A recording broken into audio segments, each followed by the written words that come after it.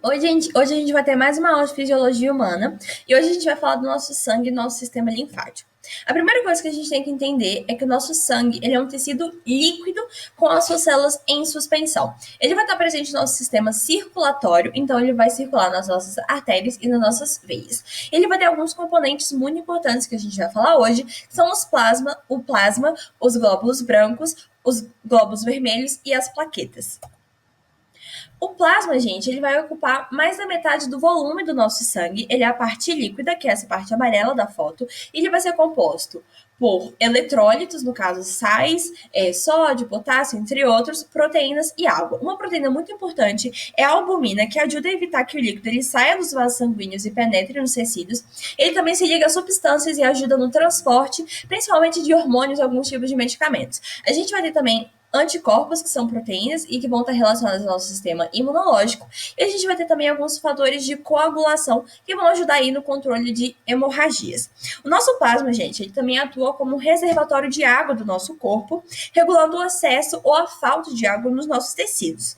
O fluxo dele também vai ajudar a evitar a obstrução dos nossos vasos e também ajuda a manter a nossa pressão arterial e regular a nossa temperatura corpórea.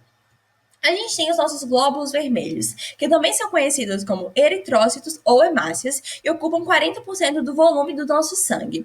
Esses glóbulos vermelhos, eles têm a hemoglobina, que é uma molécula que contém o ferro e por isso que o nosso sangue tem essa cor avermelhada, vermelha.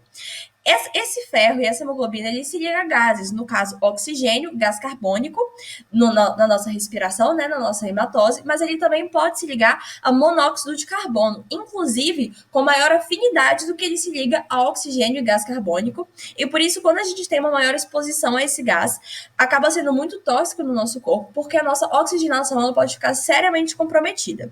A diminuição dos nossos glóbulos vermelhos caracteriza um quadro de anemia, onde o sangue vai acabar transportando menos oxigênio, por isso a pessoa vai se sentir cansada e também fraca. Quando a gente tem um aumento dos glóbulos vermelhos, a gente vai ter um quadro de eritrocitose. E o sangue ele pode se tornar mais espesso, fazendo com que a coagulação aconteça mais facilmente, o que eleva o risco de infarto do miocárdio e também de acidente vascular cerebral.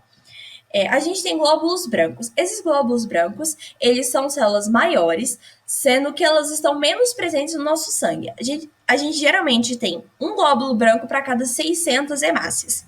Elas vão fazer parte do nosso sistema imunológico e eles conseguem sair dos nossos vasos e penetrar nos tecidos, justamente aí para dar a nossa resposta imune. Quando o número de glóbulos brancos é baixo, a gente vai ter uma leucopenia e o nosso corpo ele vai ficar mais suscetível a infecções. Quando a gente está com esse número alto, é um quadro de leucocitose, que pode não causar sintoma diretamente, mas que pode ser o início de algum distúrbio, como uma infecção, um processo inflamatório ou até de uma leucemia. Esses são os glóbulos brancos. A gente tem linfócito, que vai se diferenciar em linfócito B e linfócito T, monócitos, eosinófilos, basófilos e neutrófilos, mas vocês vão ver cada função dessas células separadas na aula de sistema imunológico. Agora a gente vai falar um pouquinho das plaquetas. Uma coisa muito importante de saber das plaquetas, gente, é que elas não são células. Elas são proteínas que vão estar no nosso sangue. Elas também são conhecidas como trombócitos e elas fazem a nossa coagulação sanguínea. Ou seja, quando a gente tem um corte, alguma ruptura no vaso, que o nosso sangue está extravasando, elas vão liberar algumas redes, elas vão formar fibras para reparar o nosso vaso sanguíneo e evitar que a gente perca mais sangue. Quando a gente tem uma quantidade de plaquetas muito baixa, é a trombocitopenia. E aí, hematomas e hemorragias, elas podem ser mais prováveis de acontecer. Agora, quando é muito alto, a gente vai ter uma trombocitemia e o sangue ele pode coagular de uma maneira muito excessiva, levando a um ataque isquêmico transitório no nosso corpo. A gente tem agora o nosso sistema linfático.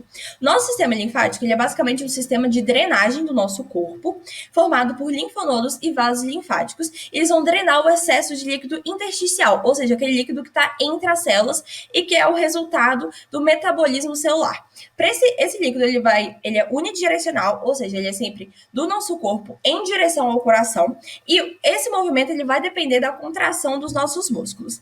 Eles também vão ajudar na defesa dos organismos, porque a gente tem muitas células de defesa presentes nos linfonodos e para fazer a resposta. Bom, gente, sobre sangue e sistema linfático é isso. Eu espero que vocês tenham gostado da aula.